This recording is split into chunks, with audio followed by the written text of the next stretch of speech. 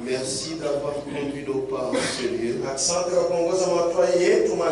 Puisque nous croyons fermement que nous sommes tes justes par le sang précieux de ton Fils Jésus-Christ. Seigneur, notre perfection, c'est en Jésus-Christ. C'est ainsi que Seigneur, comme toi-même tu as agréé ce sacrifice, nous aussi nous présentons dans ce sacrifice. Pardonne-nous nos offenses. Permets que nous écoutions ta parole afin que la sanctification soit effective. Aide-nous, Seigneur. Nous avons quitté nos maisons parce que nous savons qu'ici il y a une grande consolation. Oui, Seigneur. Toi-même, tu es la consolation d'Israël et la consolation de l'Église. Et nous sommes ton Église. Nous le croyons du fond de nos cœurs. Seigneur, maintenant que la lecture de ta parole sera faite, que toi-même, Dieu, tu puisses te manifester. Parce que tu t'es toujours manifesté là où on loue ton nom, là où on demeure dans ta parole. Aide-moi qui parlerai, que je ne puisse pas débiter mes pensées. Cela donnera la mort. Seigneur, aide-moi. Et que nous tous ensemble, nous puissions profiter de la même source qui est toi, pour que nous puissions avoir la vie. Et cette vie en abondance. Merci Seigneur. C'est dans le nom de Jésus-Christ. Je te prie ainsi. Amen. Ruth, chapitre 1. Du verset 1 au verset 5. Du temps des juges, il y eut une famine dans le pays. Un homme de Bethléem de Juda partit avec sa femme et ses 2 fils pour faire un séjour dans le pays de Moab. Le nom de cet homme était Elimelech. Le nom de cet homme était Elimelech. Celui de sa femme, Naomi. Et ses 2 fils s'appelaient Machlon et Kiljon. Ils étaient Éphratiens de Bethléem de Juda. Arrivés au pays de Moab, ils y fixèrent leur demeure. Elimelech, mari de Naomi, mourut. Et elle resta avec ses 2 fils. Ils prirent des femmes moabites,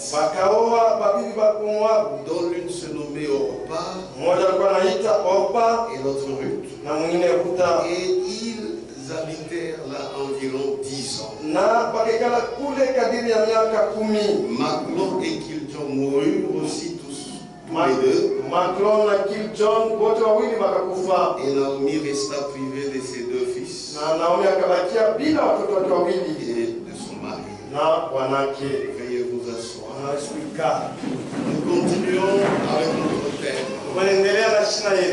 Le droit de rachat ou le droit de rédemption. Nous avons commencé depuis le mercredi. Israël était déjà en Canaan. Canaan qui était le pays promis. En d'autres termes, c'était l'héritage de ceux qui étaient sortis de l'Égypte,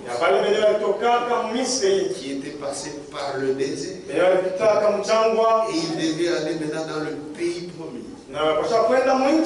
qui est l'héritage. Et chacun dans son héritage.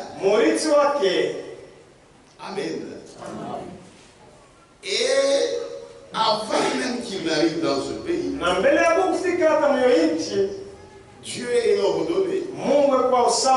Il avait fait en telle sorte que tout se passe en ordre.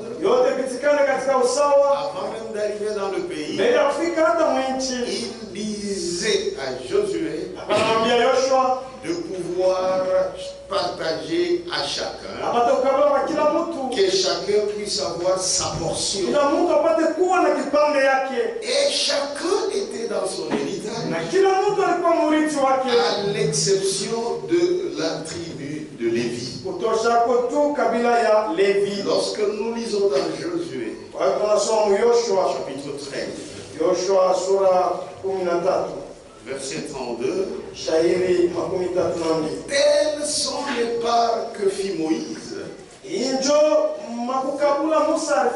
lorsqu'il était dans les plaines de Moab,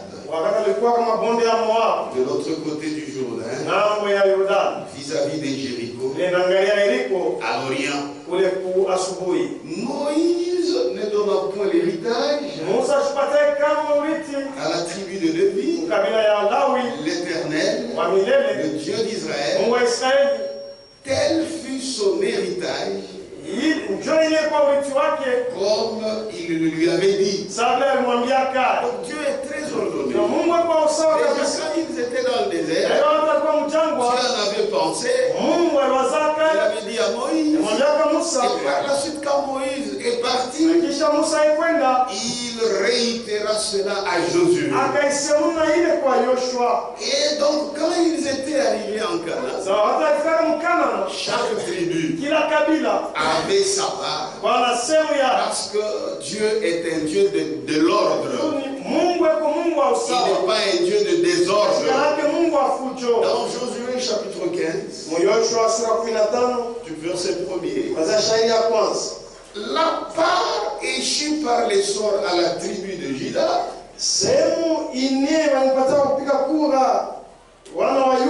parce que Elimelech, qui était allé avec sa femme Naomi, qui avait quitté le pays, c'est-à-dire Canaan, il était de la tribu de Juda. C'est-à-dire quand ils étaient là-bas, ils étaient dans leur terre.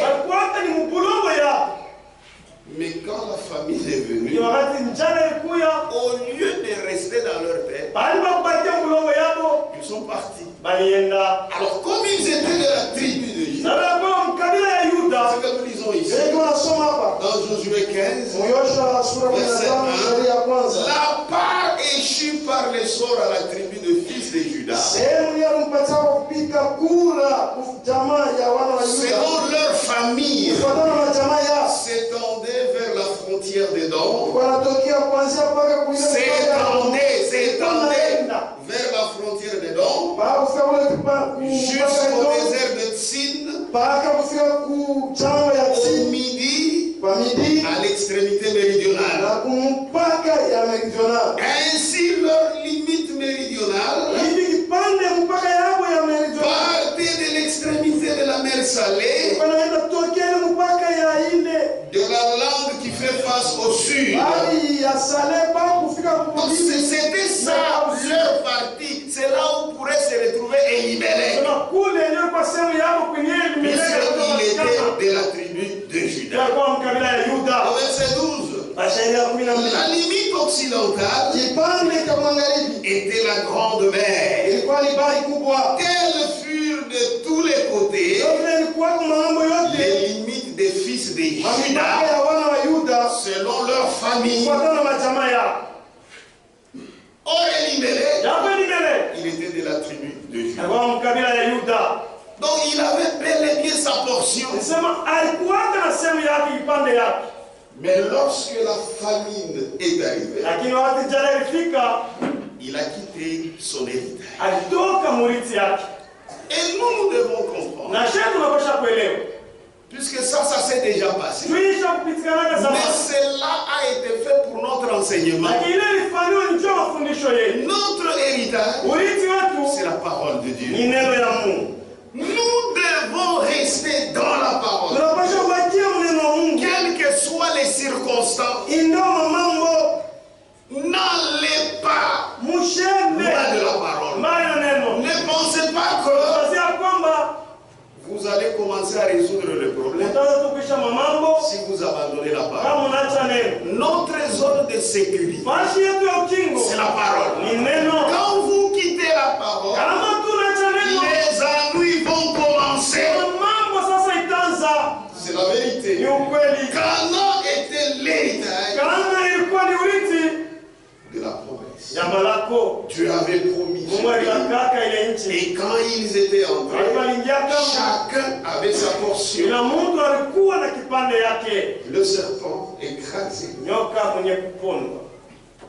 Ce frère Branham. Page 17. Paragraphe 128.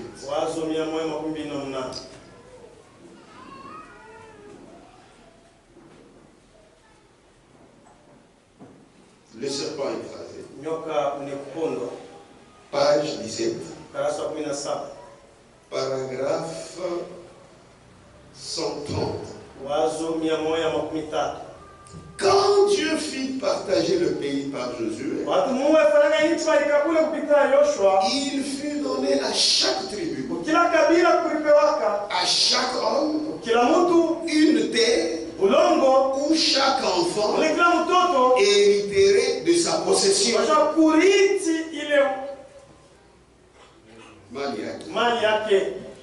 Et Dieu ne se trompe pas.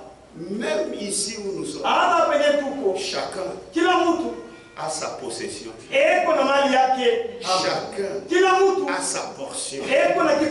Si vous suivez l'ordre de l'esprit, il n'y aurait jamais eu de problème au milieu de nous. Chacun a sa place. Et il ne peut pas empiéter l'autre. Ce sont les désordonnés qui pensent que Dieu s'est trompé. Dieu ne se trompe jamais. Quand Dieu fit partager le pays par Josué, il fut donné à chaque tribu et à chaque homme une terre où chaque enfant hériterait de sa possession. Ils sont sortis de l'Égypte. Ça, c'est la première étape. Dans le désert, c'est la deuxième étape. Mais la troisième étape, c'était quand ils sont arrivés à Canaan. Et maintenant, quand ils sont arrivés à Canaan, ils devaient comprendre. Il ne faudrait plus que nous en sortons. Même s'il y a les circonstances extérieures, nous devons rester pour gagner davantage de terres et non pas en sortir. Mais comme toujours, il y a toujours eu des gens qui comprennent mal. Et ici on parle du cas d'Elimelech, l'adoption. Page 39.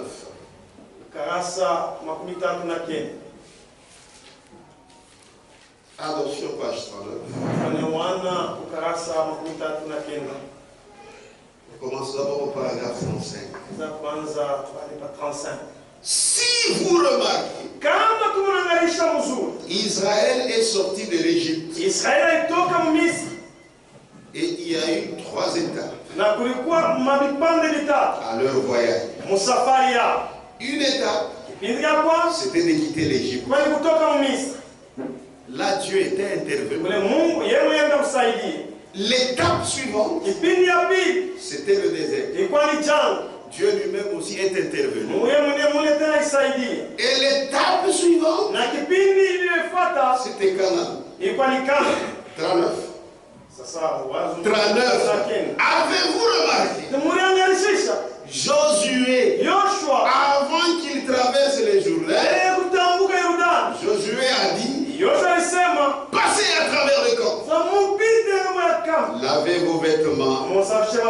et sanctifiez-vous. Chacun de vous.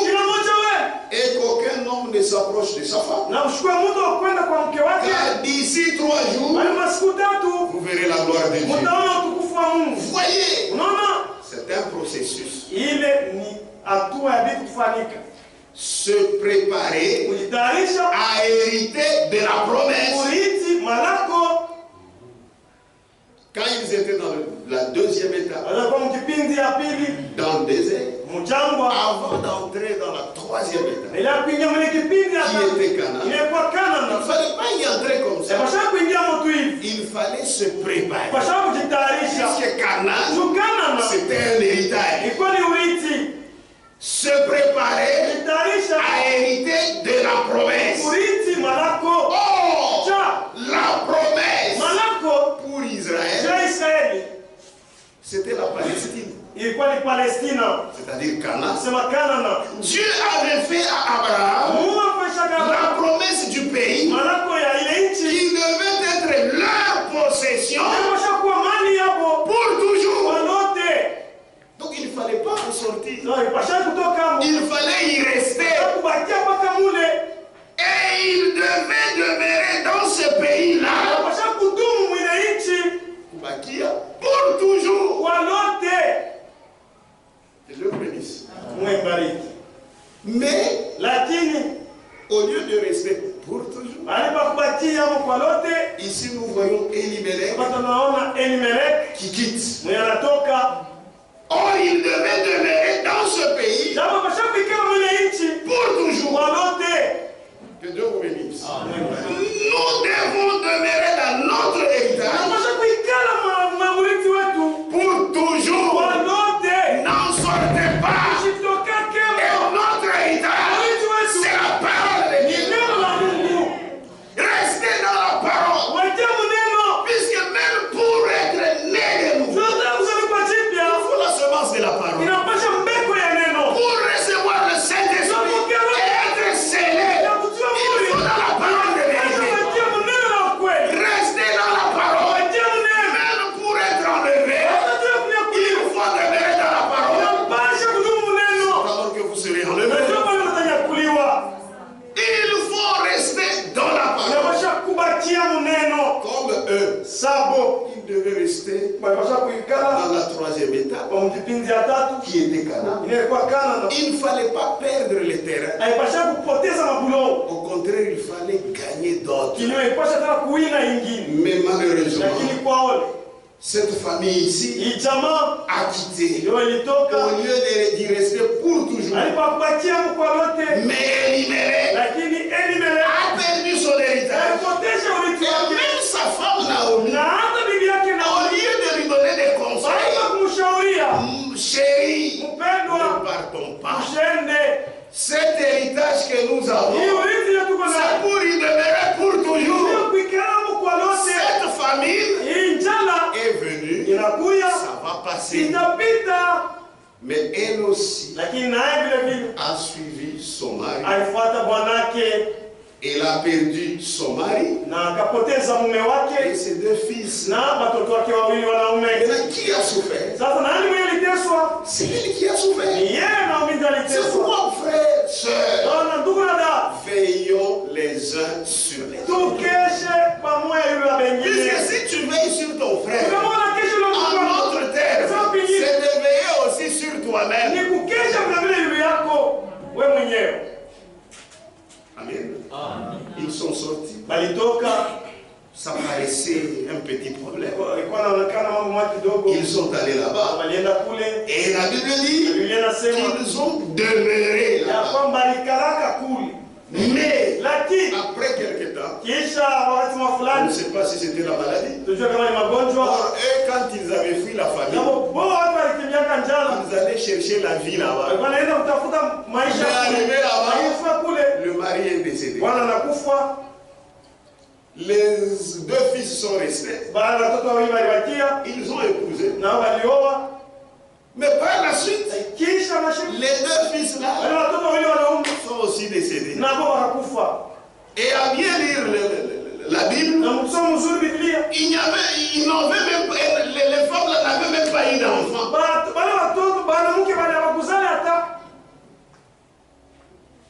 Vous étiez allé chercher la vie. Mais maintenant, ce n'est plus la vie, c'est la mort.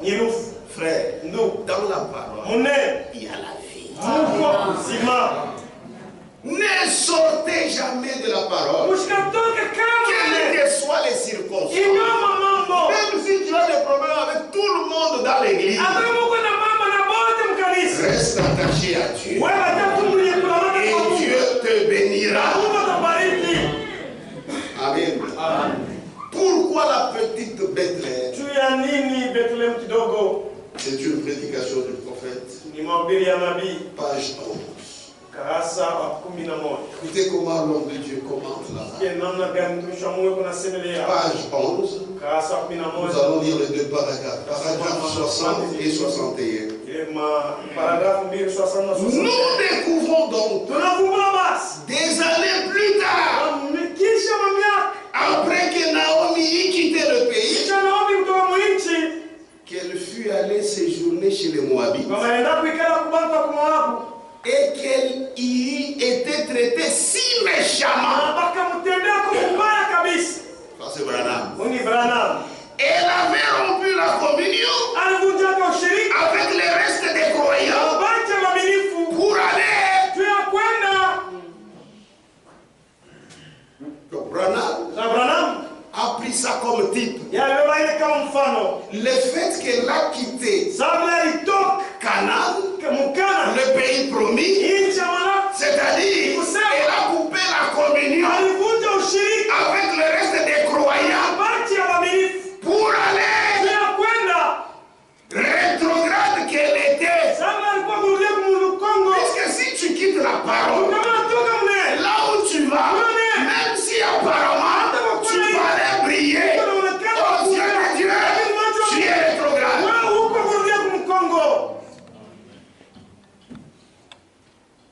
Rétrograde qu'elle était, s'associer à un autre peuple dans un autre pays. Or ces gens-là, les Moabites, il ne devait pas y avoir de relation avec eux. Mais Dieu a pu. Ils sont allés là-bas. Autrement dit, il avait quitté l'église des vrais croyants pour aller pendant quelque temps dans le monde. Amen. S'il fallait rester à Canaan, c'est ça l'héritage. Et frère Branham dit, c'est un héritage qui leur avait été donné pour y demeurer pour toujours. Mais pourquoi Elimelech tu as quitté? Amen. Autrement dit, il avait quitté l'église des vrais croyants pour aller pendant quelque temps dans le monde pour se joindre à une église mondaine qui croit que tout est permis. C'est là qu'il a perdu son mari. Elle est allée s'associer à une église mondaine. Elle a aussi pris Jésus. Ça c'est un langage des païens. Amen. Pour se joindre à une église mondaine qui croit que tout est permis. Vous connaissez les églises qui croient que tout est permis. N'y allez pas. Si vous y allez, vous avez quitté Canaan. Pour se joindre à une église mondaine qui croit que tout est permis, c'est là qu'elle a perdu son mari. Et il n'est pas nécessaire qu'il s'agisse chaque fois d'une mort physique. Vous pourriez le perdre vous pourriez le perdre par une mort spirituelle. Amen. Vous vous conseillez pour quitter là où vous êtes bien nourris spirituellement. Vous allez chercher le matériel. Merci. Vous pouvez continuer à avoir la bonne santé. Mais ton mari, spirituellement, il est mort. Tu étais seul avec lui. Et là, vous vous retrouvez à 7.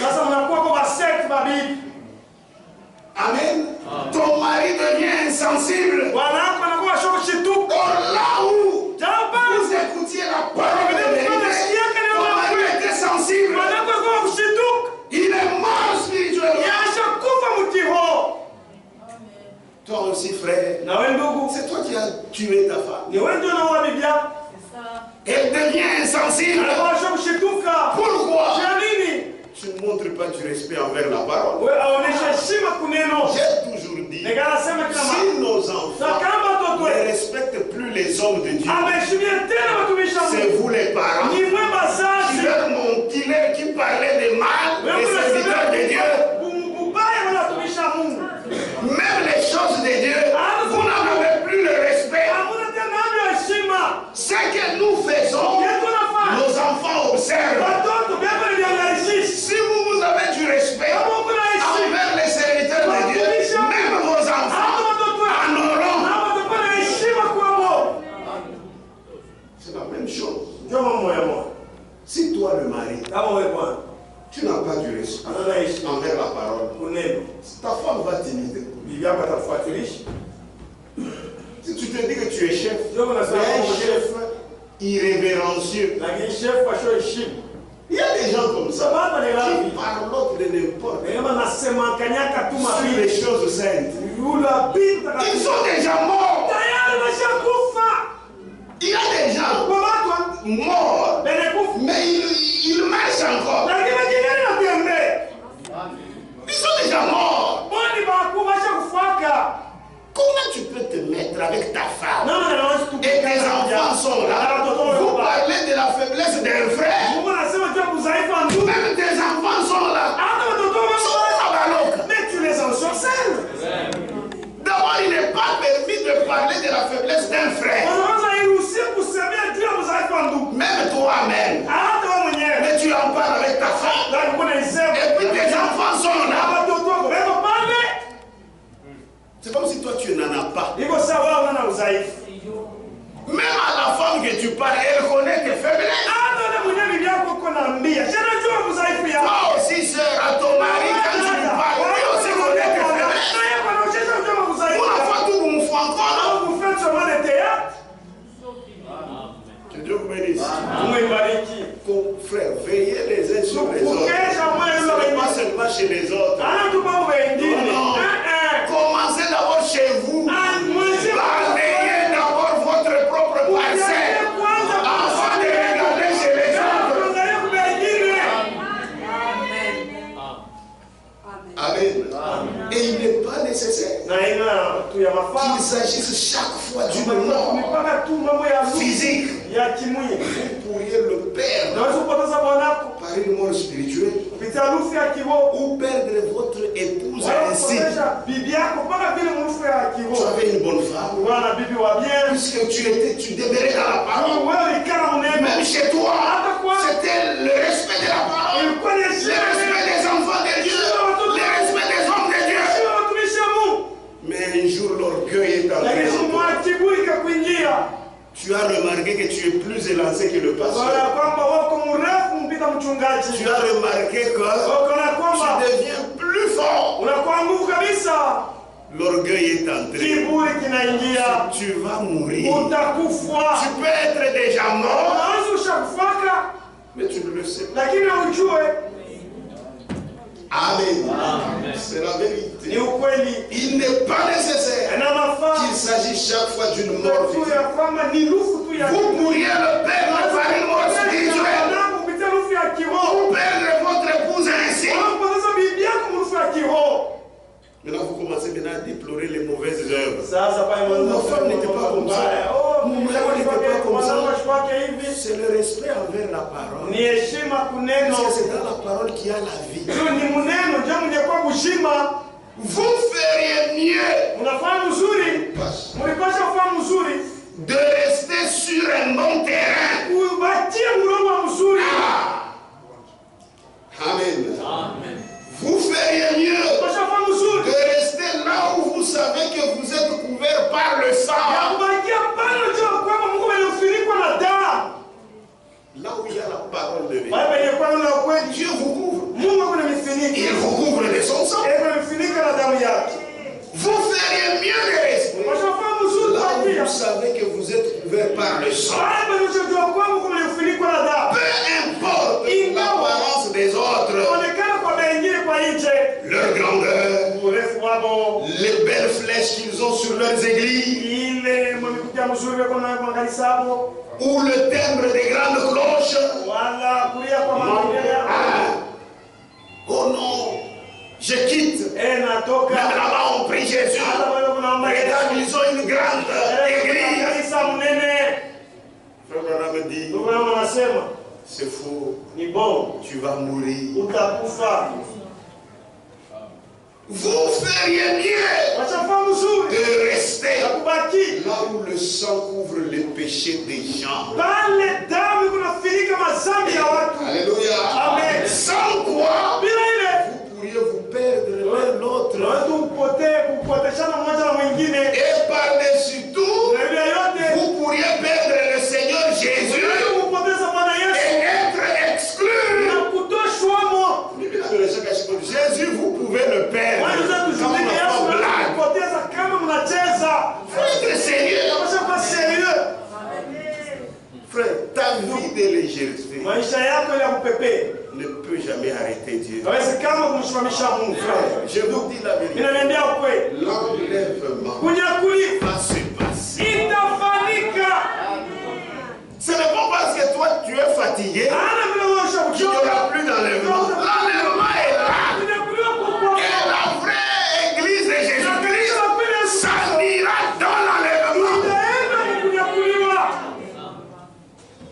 Amen. Sans quoi, vous pourriez vous perdre l'un l'autre. Et par-dessus tout, vous pourriez perdre le Seigneur Jésus et être exclu. Kiburi dans les choses de Dieu, ça ne vous amènera nulle part. Même avant de voyager, il faut chercher là où tu dois nourrir ton âme. Amen. Frère, pour nous les vrais croyants, la parole, c'est ce qui retient encore notre souffle. C'est la vérité. Aimez Jésus-Christ. Sœur, aimez Jésus-Christ. Il faut te poser la question que si mon mari mourait, est-ce que je resterai toujours dans la parole? S'il y a des gens qui mentent, c'est seulement du vivant de leur mort qu'elles sont croyantes. Après, elle quittera pour chercher encore un homme. Mais pour nous, c'est Jésus qui soutient notre vie. Que ce soit dans les meilleurs, que ce soit dans les pires, nous sommes avec Jésus. Toi aussi, frère, qui avait suivi cette sœur, si elle mourait, est-ce que tu vas continuer? Il y a des gens qui sont soutenus par la foi de leur femme. Ce n'est pas normal. La foi doit être individuelle. Amen. C'est la vérité. Ruth. Il y a des gens qui pensent que nous nous amusons. Que nous faisons un groupe comme un groupe de scouts. Non. Il s'agit de la parole de Dieu. Il s'agit de la vérité présente. Amen. Ruth, chapitre 1, verset 6. Il avait perdu et son mari et ses 2 filles. Puis elle se leva, elle et ses belles filles, afin de quitter le pays de Moab, car elle a pris au pays de Moab que l'Éternel avait visité son peuple et lui avait donné du pain. Frère, vous pensez que là où Dieu lui-même se révèle, le malheur va y rester pour toujours? Non. Maintenant, elle a appris que l'Éternel avait visité son peuple et lui avait donné du pain. Vous savez, c'est une honte. Lorsqu'il y a eu des problèmes, tu as parloté, tu es même parti. Maintenant, s'il n'y en a plus, pour rentrer, c'est la honte. C'est pourquoi, frère, restons fermes. Restons fermes. J'ai toujours dit, même toi prédicateur, si là il est arrivé que tu avais prêché de fausses choses, tu as compris que maintenant c'est ça. Il faut seulement venir demander pardon. Ça ne te diminue en rien. C'est lui qui nous dépasse tout. C'est le Seigneur Jésus-Christ. L'homme peut commettre des erreurs, mais il ne faut pas être orgueilleux. Reconnais et le Seigneur va t'aider. Amen. Elle a appris que là-bas, le Père était revenu. Amen. Pourquoi la petite Bethléem? Page 11. Paragraphe 64. Ainsi nous voyons qu'elle a commencé à avoir un grand désir de rentrer. C'est pourquoi, frère, veillez les uns sur les autres. Commencez à vous donner des bons conseils. Puisque si vous êtes avec un vrai enfant de Dieu, si vous entrez dans un mauvais chemin, lui va rentrer. Il y aura un jour où il retournera. Cette sœur-là que tu as entraînée dans la débauche, elle retournera. Ce frère-là que tu as entraîné dans la débauche, s'il est le véritable, ça sera manifeste. C'est la vérité. Puisqu'un enfant de Dieu, aujourd'hui, il peut bouger. Le lendemain, il va retourner dans la bonne position. C'est la vérité. Ainsi, nous voyons qu'il a commencé à avoir un grand désir de rentrer. C'est comme cet enfant prodigue. Non. Amen. Oui, je me levai et j'irai vers mon Père. Pas de vous moquer jamais d'un enfant de Dieu. Jamais. Alors nous voyons qu'il a commencé à avoir un grand désir de rentrer. Après avoir appris qu'un grand réveil avait commencé. Alors qu'un grand réveil battait son plein. Alléluia. Et là, regardez, le prophète dit, il ne lui restait rien. Il n'avait plus rien. Son mari décédé. Ses enfants décédés. L'héritage, il a déjà perdu. Elle n'avait plus rien. Mais elle a pris que là-bas, la bénédiction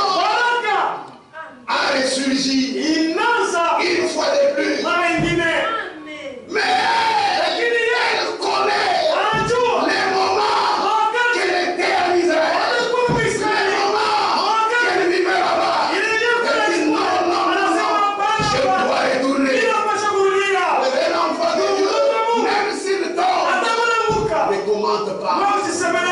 Ne commente pas. Il va retourner. Amen. C'est la vérité. Ruth, chapitre 1, Sur la cause, verset 7. Elle sortit du lieu qu'elle habitait, accompagnée de ses deux belles filles. Et elle se mit en route pour retourner dans le pays des Juda. Elle sortit du lieu qu'elle habitait, accompagnée de ses deux belles filles. Elle se mit en route pour retourner dans le pays de Juda. Naomi dit alors à ses deux belles filles, allez, retournez, chacune à sa maison, à la maison de sa mère. Amen. Que l'Éternel puisse démonter envers vous, comme vous l'avez fait envers ceux qui sont morts, et envers moi. Que l'Éternel vous fasse trouver à chacune du repos dans la maison d'un mari. Et elle les baisa. Elles élevèrent la voix et pleuraient. Elle lui dit, non, nous irons avec toi. Et ton peuple. C'était des païens. Amen. Elimelech est sorti de son pays de bénédiction. Il est allé là-bas. Et ses fils ont épousé même des païens. Amen. Maintenant ils disent, non. Nous n'allons pas retourner. Non, nous irons avec toi vers ton peuple. Naomi dit, retournez mes filles. Pourquoi viendrez-vous avec moi? Et j'ai encore dans mon sein des fils qui puissent devenir vos maris. Pour qu'elle rentre. Même sur le chemin des chrétiens, il faut dire les gens la vérité. Il faut qu'ils sachent ce qui les attendent.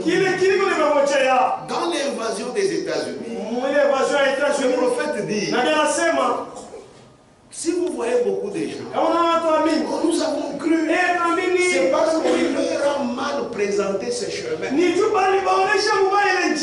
pensent que c'est un chemin d'amusement. C'est un chemin de rénonciation. Amen. Pourquoi viendrez-vous avec moi? Et j'ai encore dans mon sein des fils qui peuvent devenir vos maris. Amen. Retournez, mes filles. Allez. Je suis trop vieille pour me marier.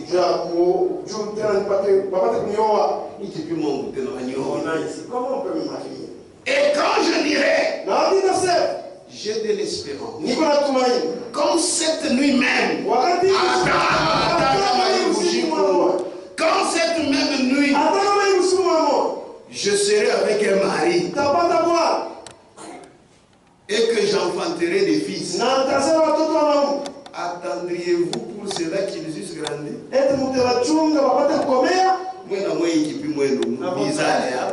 Même si j'enfantais, vous allez les attendre pour vous allez vieillir. Amen. Attendez-vous qu'ils eussent grandi? Refuseriez-vous pour cela de vous marier? Nous allons sûrement attendre ces petits enfants. Non, mes filles. Car à cause de vous, je suis suis dans une grande affliction. De ce que la main de l'Éternel s'est étendue contre moi. Anaongeza dose. Ajouter la dose. Il faut ongeza ka dose. Il faut ajouter la dose. Pour voir qui sont les vrais. Et Cette fois-ci, tout. Et elles élevèrent la voix. Et pleurèrent encore. Mais comment il y a une qui a refusé. Orpa baisa sa belle-mère. Cette fois-là, c'est le baiser de revoir. Orpa baisa sa belle-mère. Mais Ruth s'attacha à elle. Orpa fit un baiser de revoir à sa belle-mère. Et le prophète commenta. Il dit, dans les cœurs d'Orpa, il y avait des choses qui se passaient. Pourquoi la petite Bethléem? Moi, je ne peux pas le dire comme lui-même le dit. Pourquoi la petite Bethléem? Page 11, paragraphe 65. Et Orpa, l'épouse de l'un de ses fils, s'est mise à considérer tout ce qu'elle devrait sacrifier.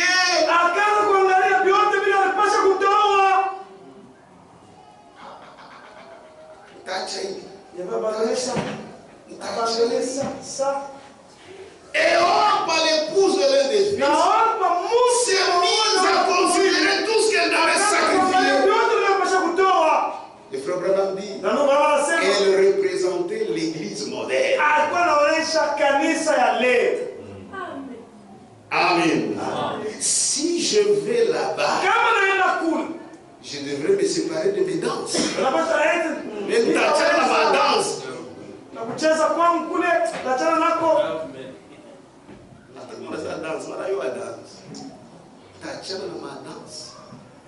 Je vais me séparer de mes danses. Amen. Est-ce que nous t'achana ma danse? Je vais arrêter mes danses. Saurais-je? Il est à kwanza kusema tutaenda. Ilikuwa ni ya kivuko. Là c'était seulement. Il faut kuongeza tena. Encore ajouter la dose. Amen. C'est la vérité. Ni ukweli. Elle a considéré tout ce qu'elle devait sacrifier. Si je vais là, ça c'est l'église moderne. Les gens ici à Kimbé, ils savent que nous avons la vérité. Ils savent. Mais eux-mêmes se mettent des lois. Parce que si je vais là, est-ce que vais-je arrêter le maquillage? Est-ce que saurais-je arrêter toute ma vie que je puisse seulement me réjouir d'un seul homme? Est-ce que saurais-je cela? Jésus a dit, vous tous qui êtes fatigués et chargés, venez à moi, je vous trouverai du repos. Ne te pose pas ces questions. Parce que je vais arrêter de me parler. Il a une wangarie. Toi, viens. Le Seigneur t'aidera. Que Dieu bénisse. C'est Dieu qui aide. Nous, on a vu des gens qui ont cru. On a piqué Lutuku. Préparant le Lutuku. Et avant de visiter. Et là, nous faisons même rien. Et quand vous avez baptisé quelqu'un le dimanche passé. Dans 2 semaines, vous allez chez lui, on a piqué Lutuku. On n'est pas en train de préparer le Lutuku.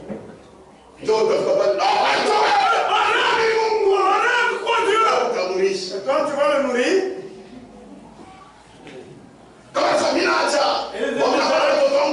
je viens avec mes enfants chez toi et tu vas les nourrir.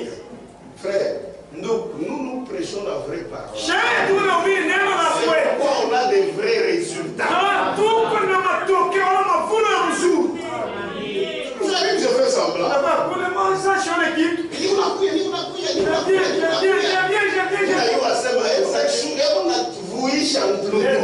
train de préparer le tout. Mais je vais à ce que lakini kuna kesha jua kuya kanisa kile sababu mudaika mchache tulimene kama wasekomana ile kuacha ni arote au kama na wala na njaa basi takuji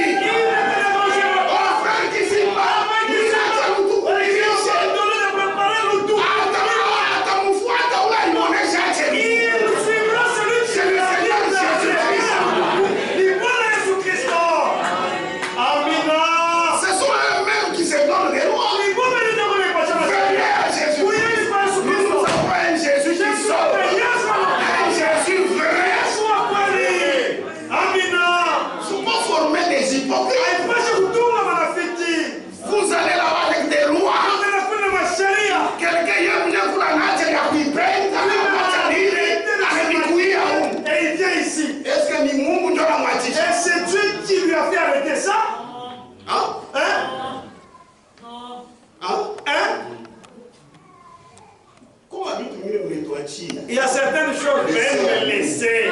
C'est ça. Laisser à nous. Nous doit tirer bio.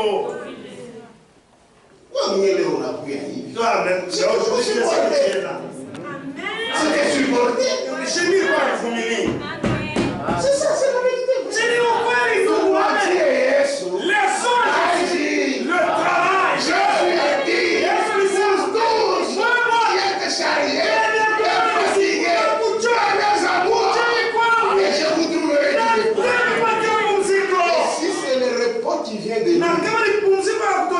Je lui ai dit. C'est la vérité. Mais si c'est tu as du terme, mais tu le prends. Peut-être avant de croire, tu n'avais connu que 2 femmes. Ça c'est le meilleur. Tu en as déjà 1000. Son frère. Tu vas tromper sur Jésus. Que Dieu vous bénisse. C'est dur. Mais c'est la vérité. C'est la vérité. Laissons agir. L'œuvre de salut des âmes. Il y a des gens qui savent ce que je dis. Ils ressentent ça dans leur cœur. Tu peux être spécialiste.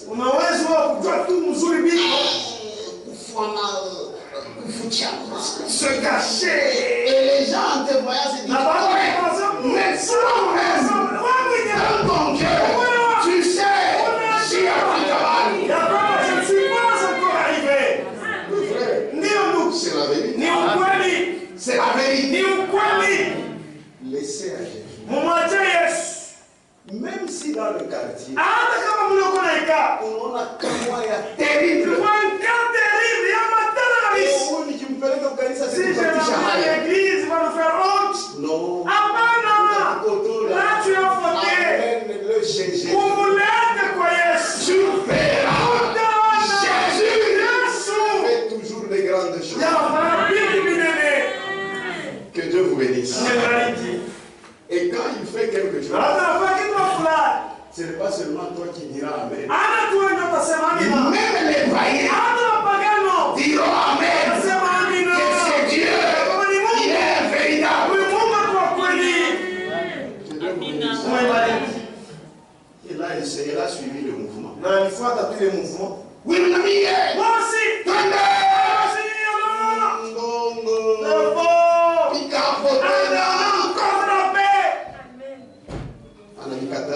Il a refusé. Je ne saurais pas. Est-ce que il saurait abandonner toutes ces choses? Je devrais abandonner mes moments de plaisir. Il n'a pas le choix. Amen. Je devrais abandonner mes moments de plaisir et mes réunions mondaines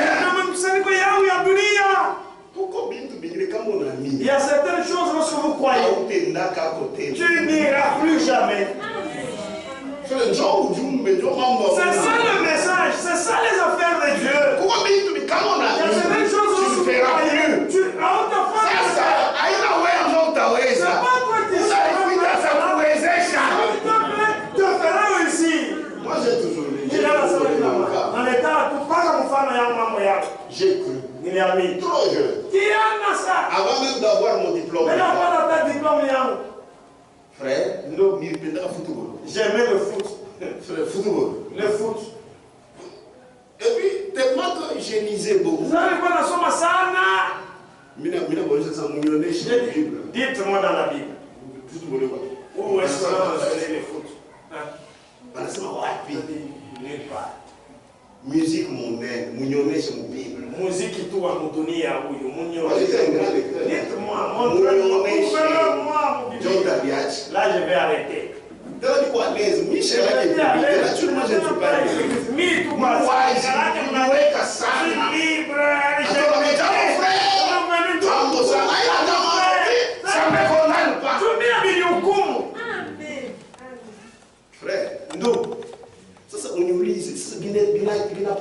maintenant, comment c'est perdu? Je ne sais pas. C'est perdu. C'est vous portez, hein? Maintenant, tout ce que je disais, mais je ne sais plus encore le dire. même chez moi, on me force. Même les enfants me connaissent. Si vous êtes tout foutu, je ne supporte pas. Je ne peux pas, je ne saurais pas. Et je n'en fais même pas. Quand quelqu'un vient chez moi, il me regarde.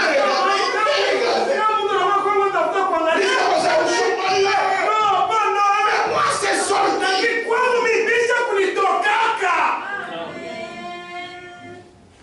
Amen. Est-ce que vous comprenez? Est-ce que vous comprenez? Dieu vous bénisse. Si je vais là-bas, je devrais me séparer de mes danses. Je devrais abandonner mes moments de plaisir et mes réunions mondaines. Alors, elle pleura. Donc, il est courir à quoi pire? Le deuxième pleur là, Ni courir. c'est pleurer. C'est du fait que c'est souvenu de ce. Embrassa sa belle-mère. Et s'en retourne. Mais là, écoutez. Accordez-moi 5 minutes. Puisque dimanche, je dois terminer. La semaine prochaine, je dois commencer la prédication à Kasséim. Donc, je dois terminer. Donc, 5 minutes. Frère, tu voulais chica? Vous acceptez? Oui, je pasteur. C'est toi le pasteur. Comment on a fait ma femme? Non, je vais arrêter. Vous voulez chica? Merci. J'accepte. Ok, mais accent. Frère Moubassa, vous voulez chica? Allez, chica. Je continue. Mais je ne ferai pas sortir. Mais je dois caïder. Que je termine seulement cette pensée. Ruth. Ruta. Soyez à quoi? Verset 15. Naomi dit à Ruth. Naomi a commandé à Ruta. Son ami est parti. Voici ta belle-sœur. Et retourne vers son peuple et vers ses dieux. Retourne comme ta belle-sœur. Qu'on a un exemple, Rudy. Un exemple de ta belle-sœur. Amen. Même si toi, même si toi tu commences à porter des culottes, la véritable de Dieu ne portera jamais de culottes. Ruth répondit. Ne me presse pas de te laisser, de retourner loin de toi. Il y a des gens qui découvrent les gens qui sont bénis. et ils s'accrochent à eux. C'est aussi une bénédiction. Oui, c'est la vérité. Amen. Ruth répondit. Ne me presse pas de retourner loin de toi. Ruth j'irai.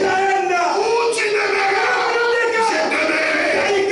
Ton peuple sera mon peuple. Et ton Dieu sera mon Dieu. Alléluia. C'est pourquoi nous soutenons toujours un homme dont nous savons qu'il a Dieu. Amen. Et ton Dieu sera mon Dieu. Où tu mourras, je mourrai. Et j'y serai enterré. Ah, ça c'était des paroles inspirées. Que l'Éternel me traite dans toute sa rigueur. Elle n'aura pas ça, c'est autre chose. Tu es la mort. Viens me séparer de toi. Alléluia. Là c'était une décision. Oui. Pourquoi la petite me fait? Page 12. Paragraphe 66. Mais voici l'image. Il y en avait une autre avec elle. Du nom de Ruth. Une autre belle fille qui était encore un type de l'épouse des nations. Elle embrassa sa belle-mère et dit, je vais tout abandonner. Je pars avec toi. Que ton peuple soit mon peuple. Que ton Dieu soit mon Dieu. Où tu mourras, je mourrai. Où tu seras enseveli, je serai enseveli. C'est cela. C'est ce que Dieu veut. Non pas aller jusqu'à la frontière, faire la moitié du chemin. Il doit s'agir d'un abandon absolu et total au royaume de Dieu. Elle l'embrassa. Et Naomi, pour la décourager, lui dit, tu ferais mieux de retourner vers ton peuple. Je suis âgé, il n'y a plus de fils à moi. La loi déclarait qu'elle devait attendre un fils. Mais elle dit, mais il n'y en a plus en moi. Et même si je vais marier et que j'ai ensuite un fils, tu seras trop âgé pour l'épouser. Donc retourne vers ton peuple. Mais Ruth dit, je ne retournerai pas. Une fois enraciné, son nez, une fois parfait, était entré dans les cœurs des Ruth. Et je prie à Dieu ce soir que cette foi entre en toi. Elle dit, je vais avec toi. Et elle s'attacha à elle. Elle se